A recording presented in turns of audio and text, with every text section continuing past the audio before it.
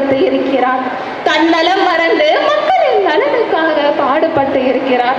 மேலும் பசியால் வாடும் முதலியார்பேட்டை பாகூர் காமராஜ் நகர் தொகுதியை சேர்ந்த 5000 மக்களுக்கு அறுசுவை உணவினை அனைத்து நாட்களிலும் வழங்குகிறார்.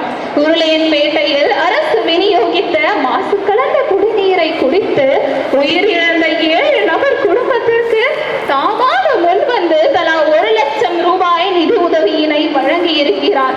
நீட் தேர்வில் வெற்றி பெற்று நெடுநெடுக்கடியில் தவித்து வந்த மாணவர்களுக்கு தாமாக நேரில் சென்று 1,50,000 ரூபாய் ஊக்கத்தொகையாக வழங்கி இருக்கிறார்.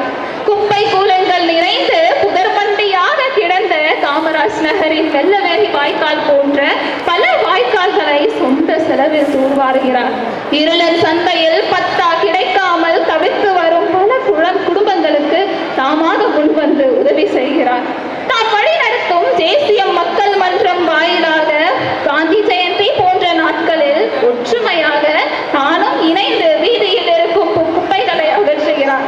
பெண்களின் முன்னேற்றத்திற்காக 300 தையல் எந்திரங்களை வழங்கி அவர்களின் வாழ்வில் நம்பிக்கையை பாய்ச்சிருக்கிறார்.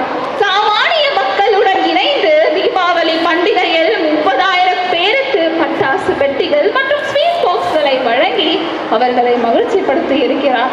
புதுச்சேரி அரசால் மூடப்பட்ட பாசிக் மற்றும் AFT மில் தொழிலாளர்களுக்கு அரிசி, சர்க்கரை, பட்டாசு மற்றும் நிதி உதவிகளை வழங்கி விரைவான தீபாவளியை கொண்டாட வழி செய்திருக்கிறார். புதுச்சேரியில் மழை வெள்ளம் பாதித்த இடங்களில் இருக்கும் மக்களுக்கு உணவு மற்றும் அரிசி போன்ற அத்தியாவசிய பொருட்களை வழங்கி இருக்கிறார்.